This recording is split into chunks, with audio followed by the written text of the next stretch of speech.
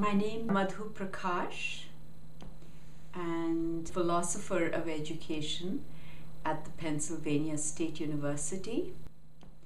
And now I am involved in a beautiful movement which is called Friendship Garden Movement. And the joy of being part of this movement is that I can walk to 3 friendship gardens.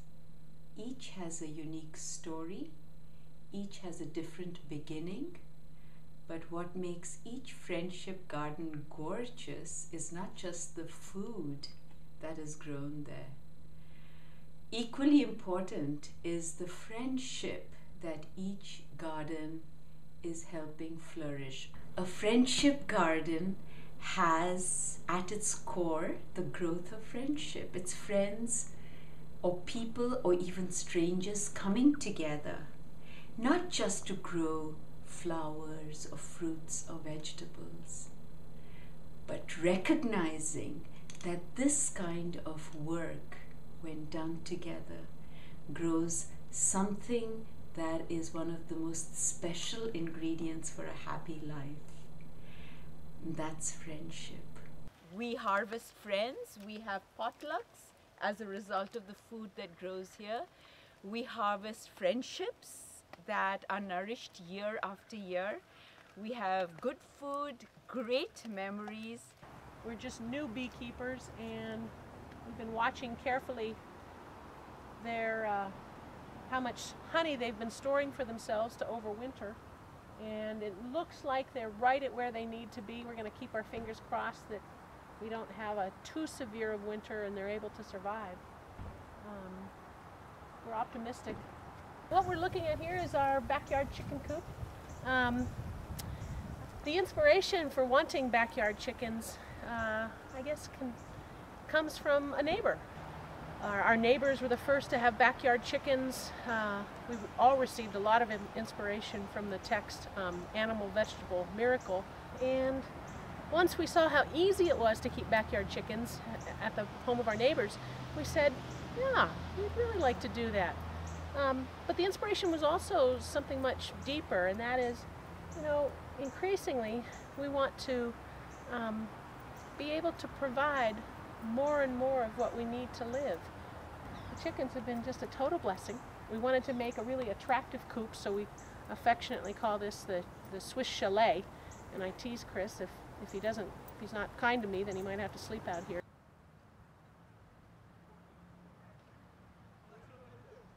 So each garden has its own story of the ways in which it is bringing people together in order to harvest, in order to cook and feast. You see, there's still a lot. I mean, everywhere you look, there's food. There's cabbages, Swiss chards, there's some Brussels sprouts, some kales. And my hope is that in seeing what just 3 tiny gardens are doing, we inspire millions across the earth to do what Eleanor Roosevelt did with her Victory Gardens. 20 million families started gardens as a result of one garden starting in the White House. So imagine 20 million friendship gardens. I had a sick student. She had Crohn's disease. She could not come to class to do exams. She was told that she needs to change what she's eating. And her boyfriend at that time was a rocket scientist in California. He came right back from California to look after her, and I offered them as much of the land in the backyard that was a lawn for them to grow food. They invited friends, and 7 friends created what they named as McCormick Street Gardens. No 2 gardens have the same story, and that is the beauty of a friendship garden. Each garden has its own type of friendships.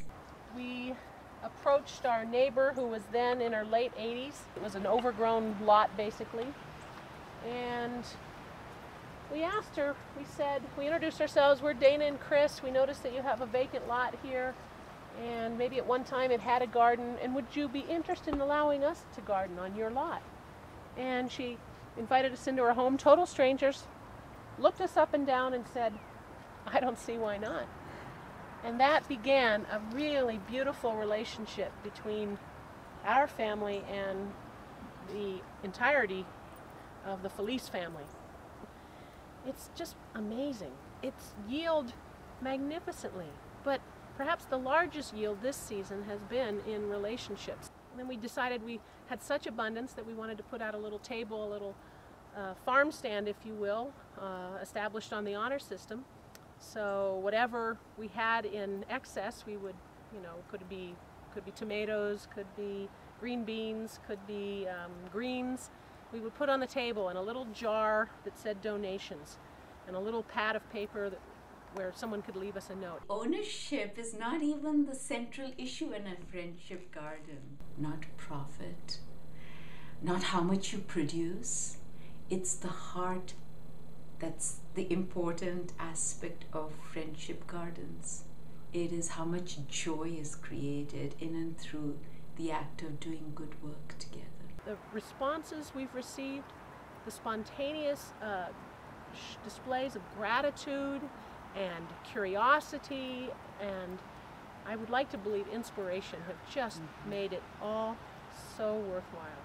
And it's hopefully something that will catch on and grow in our community, but far beyond as well. They're not toxic, they're not full of chemicals, they're not transported over long distances, they are not covered in plastic, they don't require huge refrigeration trucks.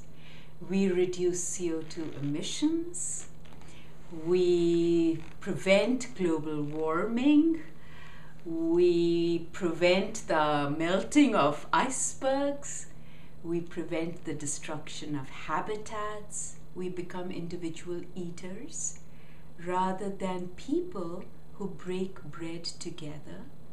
The fast food industry has been fantastic in destroying communities, in destroying families, in destroying family time, which is around eating. The first step is start digging in preferably a public spot where others can see what you're doing. People will stop. They'll ask questions. That leads to conversations, and conversations lead to invitations, and invitation asks, do you grow fruits and vegetables? So it starts with neighbors. Neighbors who are strangers stop becoming strangers.